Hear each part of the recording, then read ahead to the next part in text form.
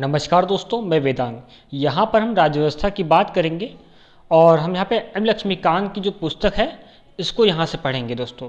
क्योंकि ऐसा माना जाता है कि अगर पॉलिटी पढ़ना है तो एम लक्ष्मीकांत की जो पुस्तक है ये काफ़ी अच्छी होती है और इस पुस्तक को पॉलिटी का बाइबल भी दोस्तों माना जाता है।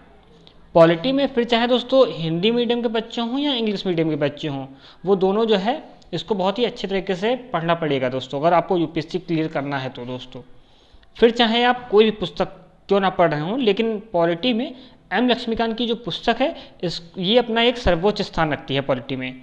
लेकिन उससे पहले दोस्तों ये जानना बहुत ज़रूरी है कि जो क्वेश्चन आ रहे हैं उनका ट्रेंड क्या है, क्वेश्चन किस तरीके से पूछे जा रहे हैं और क्वेश्चन कितनी क्वांटिटी में आ रहे हैं, क्या उनका ट्रेंड क्या चल रहा है। पॉलिटी में क्वेश्चन दोस्तों कितने आ रहे हैं बहुत बहुत जानना जरूरी है, ये पहले बता चुका हूँ। सबसे पहले हम ट्रेंड को चेक कर लेते हैं तो कितने क्वेश्चन आए हैं। तो अगर इन ट्रेंड को चेक करते हैं दोस्तों तो 2019 से लेकर 2010 तक ये जो आंकड़े ले लेते हैं तो इसमें जो है 2019 में 15 से 17 क्वेश्चन, 2018 में 12 से 13 क्वेश्चन, 2017 की अगर बात करें तो 23 से 24 क्वेश्चन। यही अगर 2016 की देखें तो 5 से 6 क्वेश्चन और 2015 की अगर देखें तो इसे 12 से 13 क्वेश्चन हमको देखने को मिलते हैं दोस्तों। अब यहाँ हमने एवरेज देखा, एवरेज को देखने के बाद ऐसा लगता है कि 2020 का एग्ज़ाम होगा या 2021 का एग्ज़ाम होगा, इसमें हमको 15 से 17 क्वेश्चन देखने को मिलेंगे ही मिलेंगे दोस्तों। ये जो एम लक्ष्मीकांत की पुस्तक है ये काफ़ी इसमें विशेष महत्वपूर्ण रखती है। तो चलिए स्टार्ट करते हैं दोस्तों। ये आपका जो प्रीलिम्स होगा इसमें हमको प्रीलिम्स में यानी कि प्री में जो है हमको 15 से 17 क्वेश्चन और मेंस होगा इसमें हमको 10 से 12 क्वेश्चन देखने को मिलेंगे दोस्तों। दोनों को अगर मिला के चले, प्री और मेंस की यहाँ पे हम दोस्तों तैयारी करेंगे और उसको हम मिला के चलेंगे यहाँ पे हम, ठीक है। क्योंकि हमको प्री और मेंस दोनों के बारे में पढ़ना है विस्तार से। जो हमारा पूरा फोकस है वो प्रीलिम्स पर ही दोस्तों रहेगा। और यहाँ पर हम यहाँ पे पॉलिटी से पढ़ेंगे एम लक्ष्मीकांत से, वो 2020, 2021, 2022 और 2023 तक कि जो भी परीक्षाएं होंगी उसमें आपके काम आने वाला है दोस्तों। क्योंकि दोस्तों ऐसा तो है नहीं कि जिसने जो पीएससी में जो 2020 में जो फॉर्म भरे हैं उनका पूरा सबका सिलेक्शन 2020 में हो जाएगा, क्योंकि वैकेंसियाँ बहुत कम होती हैं और बच्चे बहुत ज़्यादा होते हैं। इसीलिए दोस्तों ये जो क्लास है वो आपके लिए आगे भी काम आने वाली है। तो इस वीडियो को लास्ट तक जरूर देखिएगा और इस वीडियो से रिलेटेड जितनी भी मैं आपको आगे वीडियो बनाऊँगा वो भी आपके लिए एक बहुत ही अच्छी और विशेष स्थान रखती हैं दोस्तों। आज हम यहाँ पे एम लक्ष्मीकांत की इस पुस्तक को एनालिसिस करेंगे कि कौन कौन से चैप्टर हैं, उन्हें कैसे पढ़ना है और कैसे सीखना है। जो एम लक्ष्मीकांत है इससे कैसे सीखा जाए कि एम लक्ष्मीकांत की दोस्तों जो आप खुद ही जानते होंगे जो पुस्तक है काफ़ी मोटी है। इसीलिए दोस्तों हमें बहुत ही अच्छे तरीके से पढ़ेंगे कि एम लक्ष्मीकांत की जो पुस्तक है इसे प्रीलिम्स में कैसे यूज़ करें और इसे मेंस में कैसे यूज़ करें। देखिए दोस्तों ये आज इंट्रो क्लास है यहाँ पे, तो यहाँ पर सब लोग अपने साथ एक डायरी जरूर रखिएगा, क्योंकि जो इम्पोर्टेंट फैक्ट मैं बताते चलूँगा या इम्पोर्टेंट जो टॉपिक बताऊँगा उसको आप नोट डाउन करते हुए चलिएगा। अब देखिए दोस्तों इसी पॉलिटी से मैं एक निबंध भी आप लोग को बताता हूँ कि जो पॉलिटी है इससे ही आप एक निबंध भी तैयार कर लेंगे। आपको दोस्तों ये बता दूं कि यूपीएससी 2013 या 14 में एक निबंध आया था कि अधिकार सत्ता के साथ दायित्व बढ़ जाता है।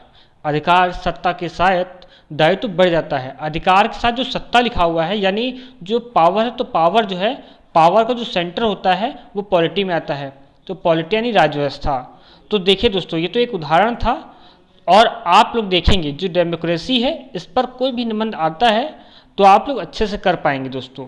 ध्यान रखिए यहाँ पर मैं आपको बेहतर तरीके से राज्य व्यवस्था को पढ़ाऊँगा और लोकतंत्र पर यानी स्टेट सिविल सर्विस में जो भी लोकतंत्र पर लगातार निबंध पूछे जा रहे हैं वो सब यहाँ पर आपको कराऊंगा। बस आप लोग जो है साथ में बने रहें दोस्तों।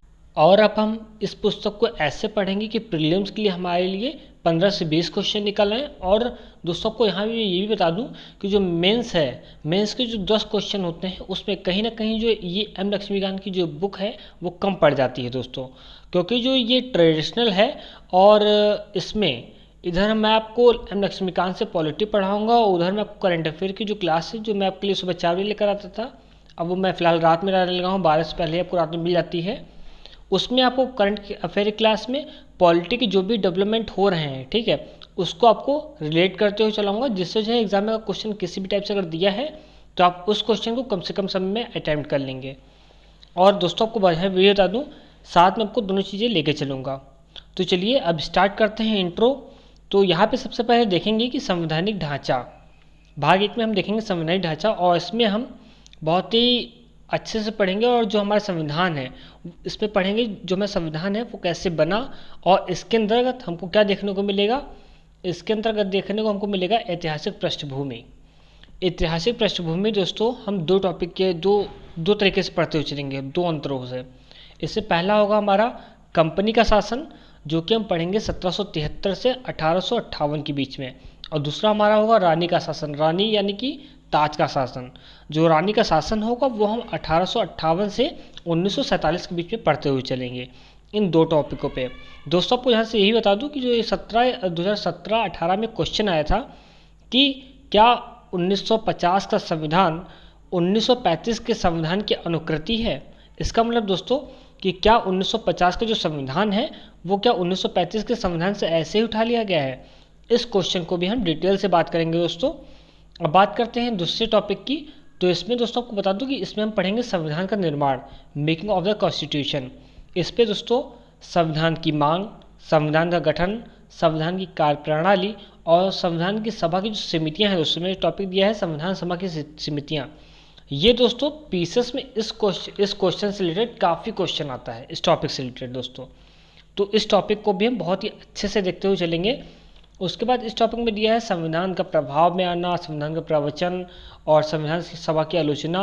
ये और आवश्यक तत्व तो इसमें बहुत ही इंपॉर्टेंट है। इसमें काफ़ी सारे टॉपिक में इसमें एडिशनल ही ऐड कर दूंगा दोस्तों। तो ये आप मोस्ट इम्पॉर्टेंट में रख सकते हैं इस टॉपिक को। अब बात करते हैं अगले टॉपिक की। तो इसमें दिया है संविधान की प्रमुख विशेषताएं। इसमें दोस्तों हम क्या पढ़ेंगे, प्रस्तावना, संविधान की विशेषताएं, संविधान की आलोचना। तो संविधान की जो प्रमुख विशेषताएं हैं इसको हमने 3 टॉपिक में बांटा है, प्रस्तावना, संविधान की विशेषताएं और संविधान की आलोचना।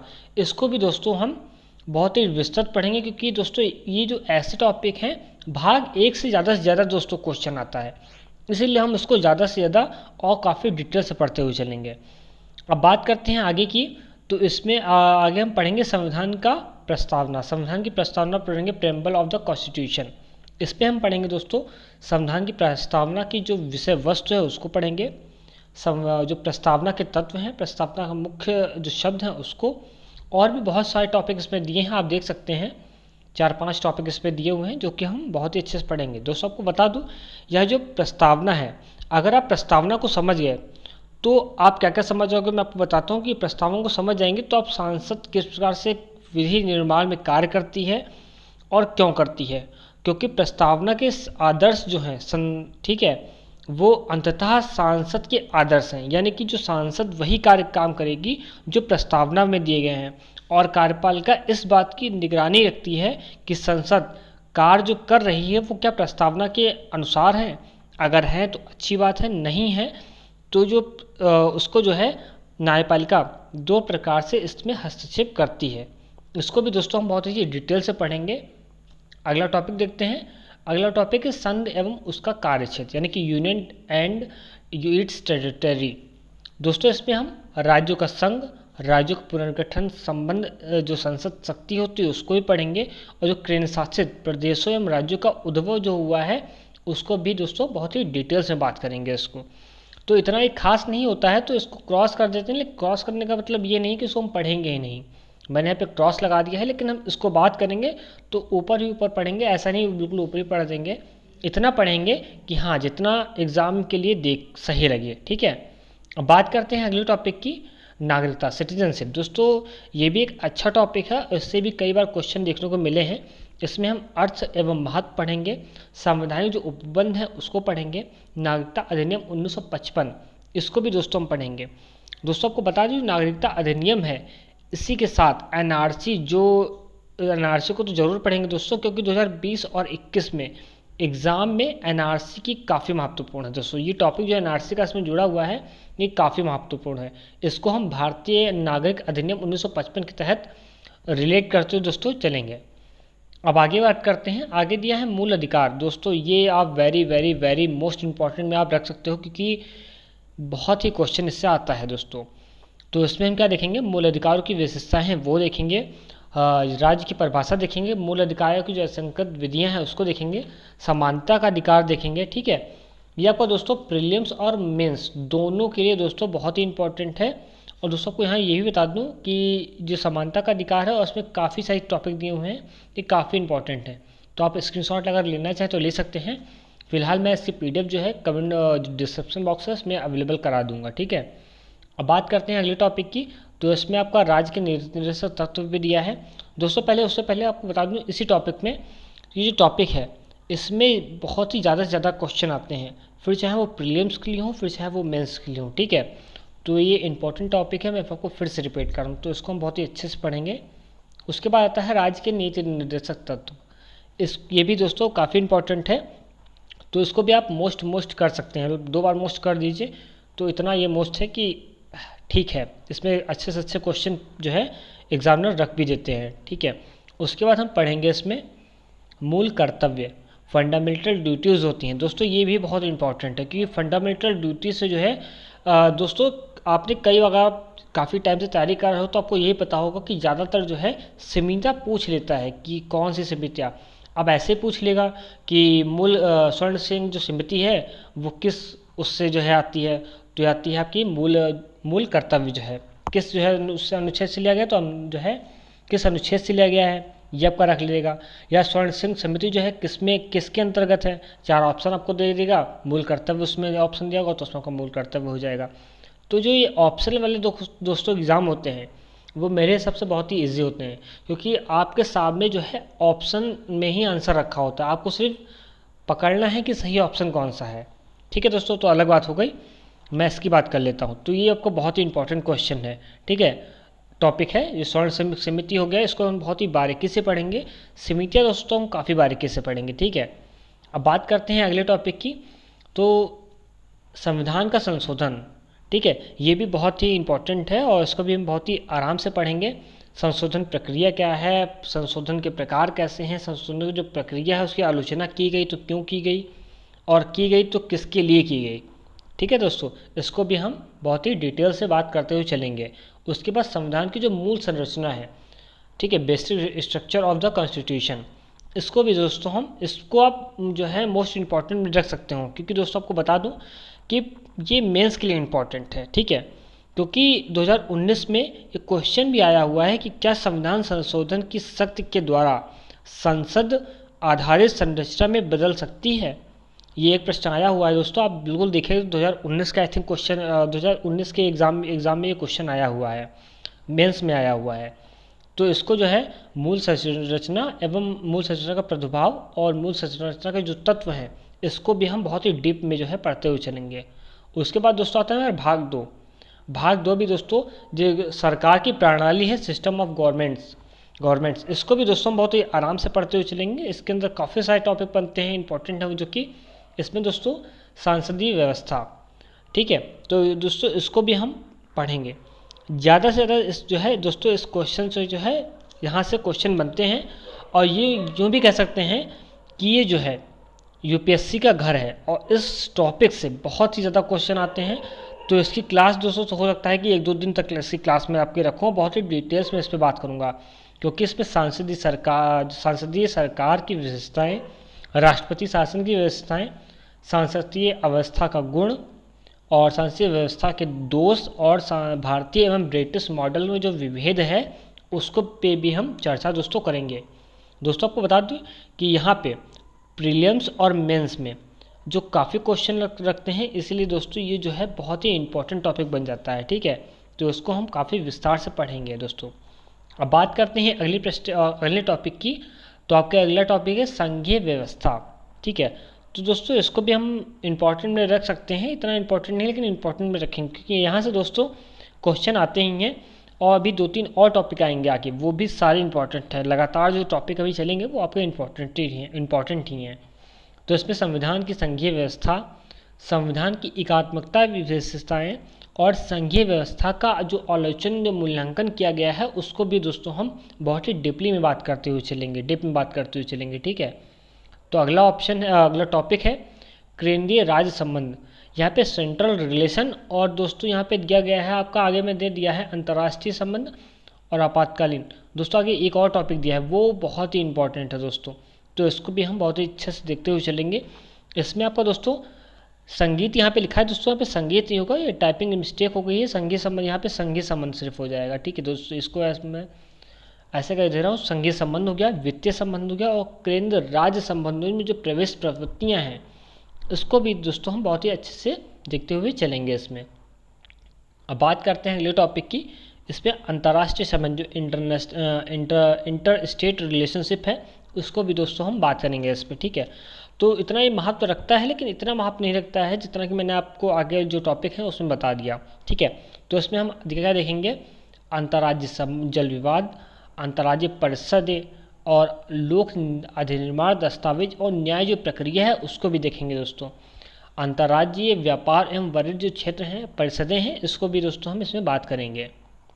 अगला टॉपिक है आपातकालीन प्रावधान, इमरजेंसी जो प्रोविज़न है उसको भी हम दोस्तों इसमें बात करेंगे।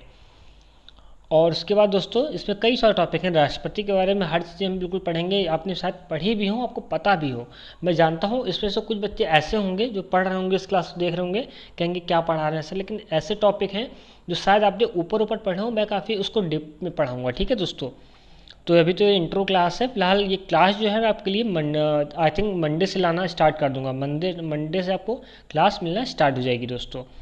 तो इस राष्ट्रपति वाले टॉपिक में दोस्तों राष्ट्रपति का निर्वाचन, शपथ एवं शर्तें, पदावधि, महाभियोग व पदरिक्तता, राष्ट्रपति की शक्तियाँ व जो कर्तव्य होते हैं उनको पढ़ेंगे। राष्ट्रपति की जो वीटो शक्तियाँ होती हैं दोस्तों इसको भी हम पढ़ेंगे कि राष्ट्रपति की जो वीटो शक्तियाँ होती हैं क्यों इनको मिलती हैं और कैसे ये यूज़ करते हैं। ठीक है, और राष्ट्रपति की जो अध्यादेश जारी करने की शक्ति होती है इसको भी पढ़ेंगे। क्षमादान की शक्ति और क्षमादान का राष्ट्रपति की संवैधानिक जो स्थिति है प्रेजेंट टाइम में या वर्तमान में या रही है पहले, वो क्या है, कैसे है, क्या नहीं है, आपको यही पढ़ाऊँगा। ठीक दोस्तों, अगला टॉपिक है उपराष्ट्रपति यानी कि वाइस प्रेसिडेंट। इसमें दोस्तों हम निर्वाचन शपथ एवं प्रतिज्ञान, उपराष्ट्रपति का जो पद शपथ है उसको पढ़ेंगे, पदावधि क्या है, पदरिक्तता क्या है, और चुनाव विवाद इसको तो दोस्तों जरूर पढ़ेंगे। और इसके साथ ही दोस्तों भारत एवं अमेरिकी उपराष्ट्रपति की तुलना करेंगे और उसमें तुलना में क्या क्या डिफरेंस है ये भी आपको बहुत ही विस्तार तरीके से बताऊंगा, क्योंकि इस पर क्वेश्चन काफ़ी फंस जाते हैं। ठीक है दोस्तों, अब बता दूं आगे हम पढ़ेंगे प्रधानमंत्री यानी कि प्राइम मिनिस्टर ऑफ इंडिया।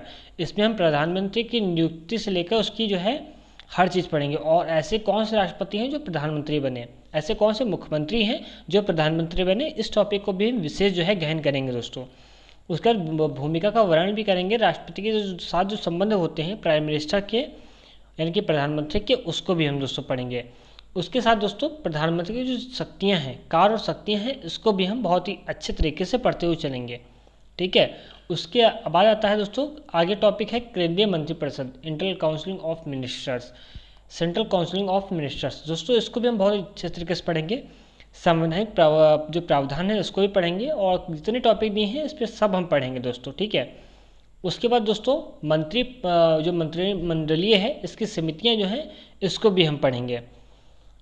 इसमें जितने टॉपिक हैं सब पे बात करेंगे हम। उसके बाद पढ़ेंगे संसद दोस्तों, इससे भी क्वेश्चन काफ़ी सारे फंसते हैं, तो इसको भी हम बहुत ही बारीकी से पढ़ते हुए चलेंगे। ठीक है, इस पर काफ़ी सारे क्वेश्चन टॉपिक दिए हुए हैं जो कि हमको पढ़ने पड़ेंगे। सांसदीय समितियाँ, इसको भी हम दोस्तों काफ़ी अच्छे से पढ़ेंगे। इसमें जो है आपका अर्थ वर्गीकरण, वित्तीय समिति और विभागीय स्थायी एवं समिति, जाँच समितियाँ और जाँच नियंत्रण के लिए जो समितियाँ होती हैं इस पर भी हम दोस्तों बात करते हुए चलेंगे, क्योंकि काफ़ी बार क्वेश्चन यहाँ से बन जाता है और देखने को भी मिलते हैं। ठीक है दोस्तों, उसके बाद बात करते हैं अगले उसकी। तो इसमें दोस्तों उच्चतम न्यायालय, ये आपका टॉपिक बहुत ही इंपॉर्टेंट बन जाता है दोस्तों। यहाँ पे आप मोस्ट इंपॉर्टेंट लिख लीजिए, क्योंकि कई बार क्वेश्चन यहाँ से फंस जाता है, फिर चाहे वो मेंस की बात करें चाहे प्रीलिम्स की बात करें। ठीक है दोस्तों, और यहाँ से काफ़ी क्वेश्चन बनता है, तो यहाँ पे इन सब में सबसे ज़्यादा टॉपिक दोस्तों बनता है ज़्यादातर जो उच्चतम न्यायालय की जो स्वतंत्रता है, यहाँ से क्वेश्चन काफ़ी दोस्तों इस टॉपिक से काफ़ी फंसता है कि उच्चतम न्यायालय की स्वतंत्रता कैसे क्या है, ये आपको बहुत ही अच्छे टॉपिक से बताएंगे दोस्तों, विस्तार से बताएंगे। न्यायिक समीक्षा, यहाँ से भी दोस्तों ये आपका दोनों टॉपिक जो भी तो मैं आपको बताएं 24 नंबर वाले और 25 नंबर वाले, दोनों टॉपिक को आप मोस्ट इंपॉर्टेंट की जो है कैटेगरी में रख सकते हैं, क्योंकि ये टॉपिक ऐसे हैं सदाबहार वाले टॉपिक कह सकते हैं। क्योंकि न्यायिक समीक्षा अब जब प्रशासनिक पढ़ ही रहे हैं तो न्याय पढ़ना तो बहुत ज़रूरी है दोस्तों, ये आप भी समझते हो। इसीलिए दोस्तों इन दोनों टॉपिकों को बात बहुत ही बारीकी तरीके से हम करेंगे। इसमें न्यायिक समीक्षा अर्थ क्या होता है, न्यायिक समीक्षा का जो महत्व है उसको क्या होता है, कैसे क्या होता है, ये सब पढ़ेंगे। इसमें दोस्तों न्यायिक समीक्षा का जो विषय है, कितना क्या है विषय, क्या है नहीं है, सब कुछ पढ़ेंगे। उसमें जो नवी सूची है इसकी न्यायिक समीक्षा क्या है, इसको भी हम बारीकी से पढ़ते हुए चलेंगे। ठीक है दोस्तों। अब यहाँ बात करते हैं न्यायिक सक्रियता की, तो इसको भी बात करेंगे दोस्तों हम। ठीक है। इसमें जनहित याचिका है, तो जनहित याचिका इतनी इसके दोस्तों यहाँ से ये क्वेश्चन बहुत ही फंसता है आपका। PIL शायद आप लोग जानते हो, तैयारी कर रहे हो तो आप कुछ बच्चे जो तैयारी काफ़ी टाइम से कर रहे हैं वो इस बात को PIL को बहुत अच्छे तरीके से जानते होंगे। PIL का क्या अर्थ होता है, क्या विशेषताएं होती हैं, क्या विषय क्षेत्र इसका है और क्या सिद्धांत इसके हैं। ठीक है। और इस पर कैसे क्या किया जाता है, ये सब कैसी याचिकाएं हैं, ये सब कुछ इसको बहुत ही विस्तृत तरीके से पढ़ेंगे। PIL दाखिल करने के जो संबंधित जो दिशा निर्देश होते हैं दोस्तों, उस पर हम बहुत ही अच्छे से बात करते हुए चलेंगे दोस्तों। उसके बाद आपका भाग आ जाता है 4, यानी कि राज्य सरकारें। ठीक है। तो इसको भी दोस्तों हम बात करेंगे। इसमें आपका राज्यपाल आता है, तो ये ज़्यादा मेरे हिसाब से इतना इंपॉर्टेंट नहीं बनता है दोस्तों। आपको बता दो कि जो पॉलिटी है इसकी क्लास जो है दोस्तों, यहाँ पे आपको ये बता दीजिए जो पॉलिटी की जो क्लास है वो वीक में यानी कि एक हफ्ते में सिर्फ 3 दिन हुआ करेगी, मंडे, वेडनेसडे और फ्राइडे। बाकी जो 4 डे रहेंगे कि आपका संडे तो मैं आपका टेस्ट लूँगा। ठीक है। और जब का अदर डे रहेंगे उसमें मैं आपके अदर जो क्लासेस होंगी वो आपके लिए प्रोवाइड करूँगा, क्योंकि दोस्तों इतने में अभी सब्सक्राइबर नहीं हुए हैं। आपको जो बात है वो मैं बता दूँ, इतने भी सब्सक्राइबर नहीं हुए हैं। जितनी जल्दी सब्सक्राइबर हो जाएंगे उतनी जल्दी मैं अपनी टीम बढ़ा दूंगा। अभी मैं अकेले ही वर्क कर रहा हूँ। ठीक है। तो आप प्लीज़ सपोर्ट करें, क्योंकि सपोर्ट करेंगे तभी मैं आगे आपके लिए और भी क्लासेस प्रोवाइड कर सकूँगा। ठीक है। तो चलते हैं अगले टॉपिक पे। तो अगला टॉपिक आपको कौन, मुख्यमंत्री। तो दोस्तों इतना ये बहुत ही लंबा चौड़ा टॉपिक नहीं है, लेकिन इसको हम ऐसा नहीं है कि छोड़ देंगे। क्रॉस का मैं निशान लगा रहा हूँ, इसका मतलब ये नहीं कि छोड़ देंगे, लेकिन हम इसको पढ़ेंगे, लेकिन बहुत ही ज़्यादा बारीकी से नहीं पढ़ेंगे, जितना कि जो इम्पोर्टेंट, मोस्ट इम्पॉर्टेंट और वेरी वेरी मोस्ट इम्पॉर्टेंट जो टॉपिक रखे हैं उसके हिसाब से बात करें तो। ठीक है। तो इतने ये इंपॉर्टेंट टॉपिक नहीं बनते हैं, लेकिन इसको हम पढ़ेंगे। ठीक है। तो राज्य जो विधानमंडल है इसको भी हम दोस्तों बात करेंगे इस पर। उच्च न्यायालय दोस्तों, उच्च न्यायालय को भी यहाँ पे हम बहुत ही अच्छे से बात करते हुए चलेंगे दोस्तों। ठीक है। अब अगला बात करते हैं अधीनस्थ जो न्यायालय है, इसको भी बात कर रहे हैं। इसमें कई सारे टॉपिक दिए हुए हैं, संवैधानिक प्रावधान, संरचना एवं अधिकार, राष्ट्रीय कानून सेवा प्राधिकरण, लोक अदालतें क्या होती हैं, स्थायी अदालतें में लोक अदालत और अस्थायी अदालतें जो होती हैं इसमें क्या डिफरेंस है ये भी पढ़ेंगे। परिवार न्यायालय क्या होता है और ग्राम्य न्यायालय क्या होता है, ग्राम जो है न्यायालय क्या होता है, इसको भी दोस्तों हम बात करते हुए इस पर चलेंगे दोस्तों। ठीक है। और ये भी दोस्तों इंपॉर्टेंट है, ऐसा नहीं है इंपॉर्टेंट नहीं है, तो इस पर मैं आपको टिक लगा दूं ताकि आपको याद रहे। ये दोस्तों बहुत ही अच्छा टॉपिक है, इसको बहुत ही अच्छे से पढ़ते हुए चलेंगे और ये इंपॉर्टेंट भी है। ठीक है। अब बात करते हैं, ये दोस्तों आपका टॉपिक आता है, ये कह सकते हैं इंपॉर्टेंट नहीं है, लेकिन फिर भी इसको हम पढ़ेंगे, क्योंकि अब तो ये समझो खत्म ही हो चुका है, लेकिन पढ़ना जरूरी है दोस्तों, क्योंकि एग्जामिनर पता नहीं कहाँ से कैसा क्वेश्चन रख दे, तो इसके बारे में पढ़ेंगे। संवैधानिक जो है, ठीक है दोस्तों, ये जो चैप्टर है ये अब पूरा चैप्टर दोस्तों चेंज हो चुका है, लेकिन अपनी जानकारी के लिए इस चैप्टर को पढ़ना बहुत ज़रूरी है। ठीक है। तो इसमें हम क्या पढ़ेंगे, जम्मू कश्मीर का भारत में विलय, जम्मू कश्मीर के लिए जो वार्तालाप समूह है इसको कैसे क्या किया गया ये पढ़ेंगे। पूर्ववर्ती विशिष्ट राज्य की जो स्थिति है एवं वर्तमान स्थिति है और पहले क्या स्थिति थी, ये इन सबको दोस्तों हम पढ़ते हुए इस पर चलेंगे। ठीक है। अब बात करते हैं आगे टॉपिक की। तो कुछ राज्यों के लिए विशेष प्रावधान है, कुछ राज्यों के लिए दोस्तों विशेष प्रावधान होते हैं, इसको दोस्तों यहाँ से बहुत क्वेश्चन आते हैं। ठीक है। तो जो 12-13 क्वेश्चन मैं बता रहा हूँ, हो सकता है इसमें से अगर अनुमान सही रहा तो हो सकता है इसमें से एक क्वेश्चन जरूर फंस जाए दोस्तों, तो इसको इंपॉर्टेंट की थ्योरी में दोस्तों रख सकते हैं। ठीक है, इस टॉपिक को। तो ये जो कुछ राज्यों के लिए विशेष प्रावधान है, इसमें हम महाराष्ट्र एवं गुजरात, नागालैंड, असम एवं मणिपुर, आंध्र प्रदेश एवं तेलंगाना, मिजोरम, सिक्किम, अरुणाचल प्रदेश एवं गोवा या कर्नाटक दोस्तों, इन सब टॉपिक पे हम बात करते हुए बहुत ही विस्तृत तरीके से चलेंगे। गठन हुआ, कब हुआ, कैसे हुआ, क्यों हुआ और क्या क्या जो है चीज़ें थी और किसकी वजह से इन राज्यों का अलग गठन करना पड़ा, अगर आज़ाद हुए या पहले जो है दोस्तों ये किसी के अगर गुलाम थे दोस्तों ये कह सकते हैं, तो ये आज़ाद हुए तो कैसे हुए, पूरी जो स्टोरी है वो मैं आपको एक स्टोरी कैसे जो है बताते हुए चलूँगा ताकि आपके माइंड में ये चीज़ें सेट हो सके, ठीक है। अब बात करते हैं अगले अगले भाग की। तो आपका आ जाता है भाग 5। भाग 5 में आपका स्थानीय जो सरकारें हैं, ठीक है, इस पे हम बात करेंगे दोस्तों। ये भी दोस्तों आपका मोस्ट इंपॉर्टेंट की थ्योरी में आप रख सकते हैं, जो लिस्ट है उसमें आप मोस्ट इंपॉर्टेंट जो क्वेश्चन जो टॉपिक हैं उसकी लिस्ट में इसको रख सकते हैं। इसमें हम पंचायती राज जो विकास है इसको पढ़ेंगे। इसमें हम क्या पढ़ेंगे दोस्तों, पंचायती राज विकास 73वां संविधान संशोधन जो अधिनियम होता कब हुआ था, कैसे हुआ था, क्यों हुआ था और क्या कारण थे अधिनियम बनाने के, अधिनियम होने, संशोधन करने के, वो सब हम इसको पढ़ते हुए चलेंगे। प्रावधान अनिवार्य एवं स्वैच्छिक प्रावधान, ये इसको हम पढ़ेंगे दोस्तों। पेशा एक्ट, ये आपका बहुत ही इम्पोर्टेंट आ जाता है एग्जाम की दृष्टिकोण से। पेशा एक्ट 1996 क्या था, कैसा था और कैसा वर्क किया गया और क्या इसमें किया गया दोस्तों, ठीक है। इसमें हम पंचायती राज जो वित्तीय स्रोत है इसको भी हम पढ़ेंगे, ठीक है दोस्तों। और प्रभावी निस्पंदन के क्या कारण थे इसको भी हम पढ़ेंगे।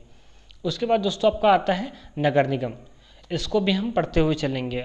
और इतना ही इंपॉर्टेंट नहीं रहता है, ठीक है, एग्जाम के दृष्टिकोण से, लेकिन सिर्फ एक बार नज़र मारते हुए चलेंगे। फिलहाल के लिए भी मैं इस पर क्रॉस लगा रहा हूँ, ठीक है। जैसा कि मैं आपको बता दूँ, क्रॉस का मतलब दोस्तों ये नहीं है कि मैं बिल्कुल मैं पढ़ूंगा नहीं, पढ़ाऊँगा लेकिन आराम से, जितना ज़रूरी है उतना ही हम पढ़ेंगे, ठीक है। उसके बाद आता है हमारा भाग 6। भाग 6 में हम केंद्र शासित प्रदेश और विशिष्ट क्षेत्र, विशेष जो क्षेत्र हैं इसको पढ़ेंगे।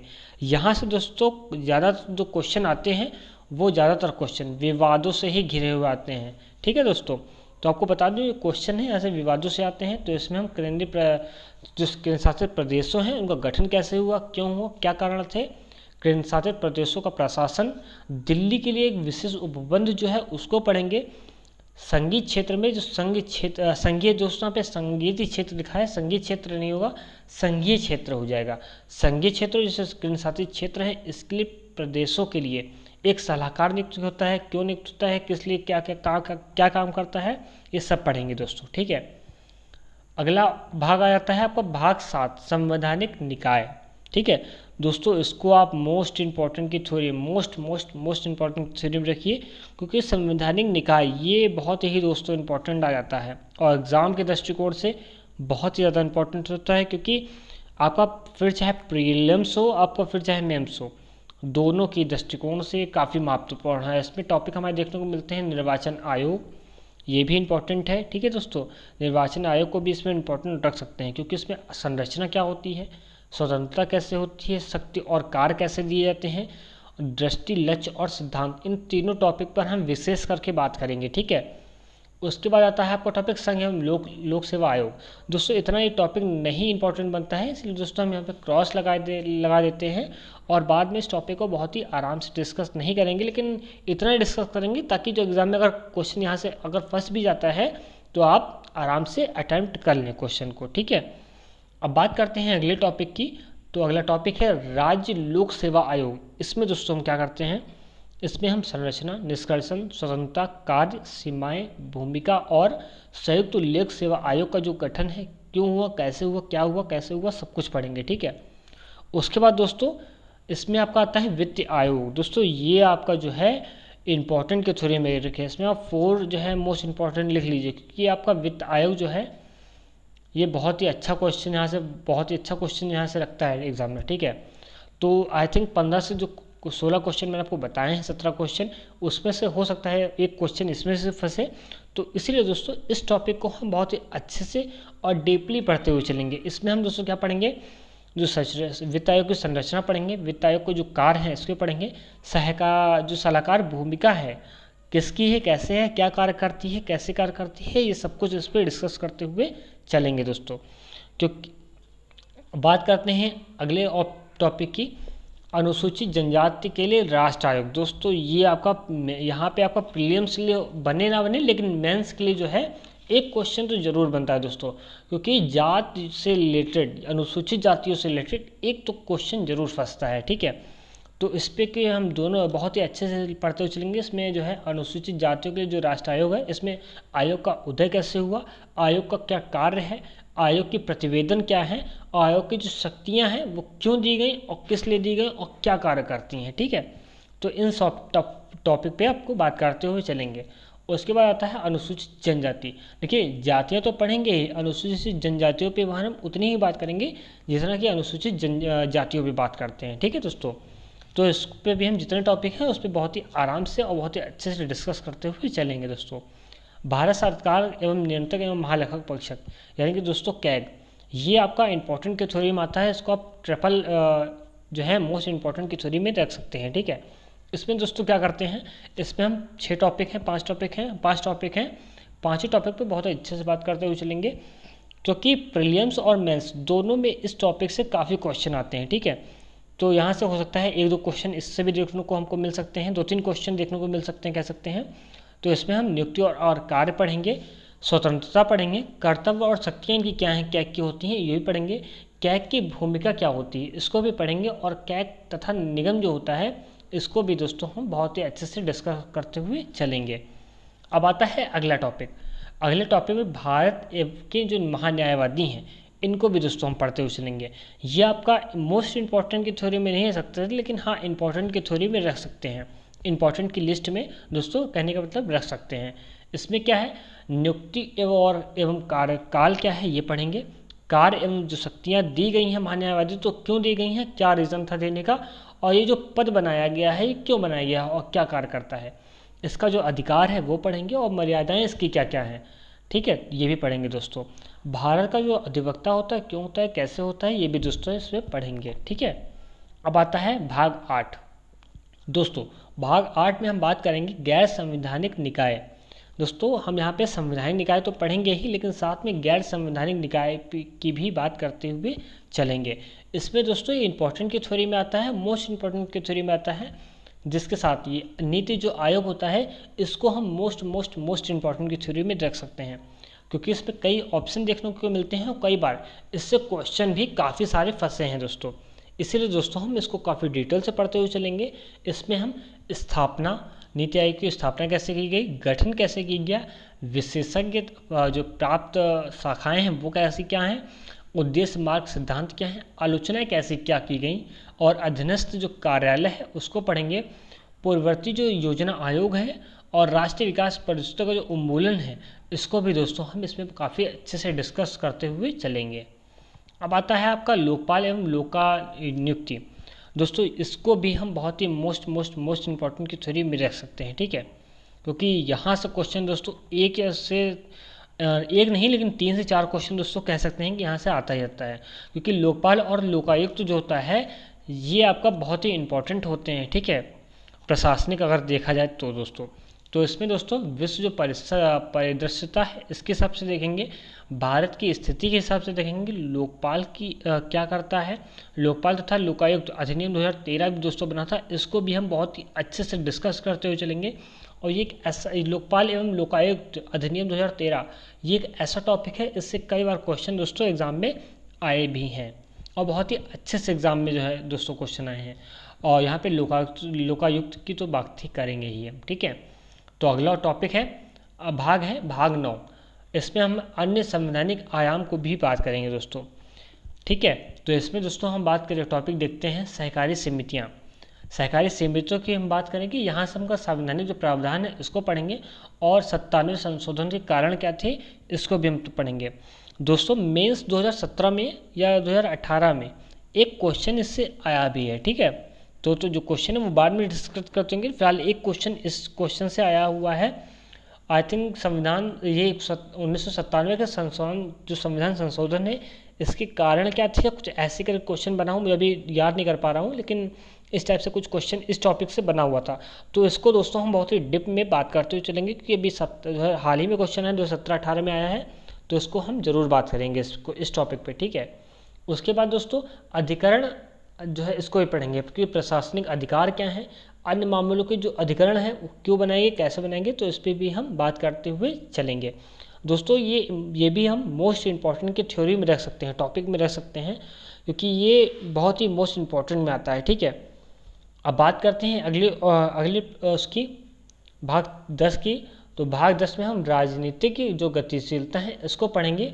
ये दोस्तों मेंस के जो प्रीलिम्स है इस पर हम मैं नहीं कह सकता हूँ कि इम्पोर्टेंट क्वेश्चन आएगा, लेकिन हाँ मेंस के अगर दृष्टिकोण से देखें तो इसको हम मोस्ट इंपॉर्टेंट की थ्योरी में रख सकते हैं। लेकिन अगर वही बात करें प्रीलिम्स की, तो प्रीलिम्स के लिए इतना इंपॉर्टेंट नहीं, लेकिन हाँ प्रीलिम्स के लिए आप इंपॉर्टेंट की थ्योरी में आप यानी कि इंपॉर्टेंट की लिस्ट में आप रख सकते हैं, ठीक है। तो फिलहाल इसको हम पढ़ेंगे और बहुत ही डीपली पढ़ेंगे, क्योंकि हमको मेंस भी क्लियर करना है प्रीलिम्स के साथ में, तो हम प्रीलिम्स के इसको पढ़ेंगे, ठीक है। प्रीलिम्स में हम राजनीतिक गतिशीलता को पढ़ेंगे।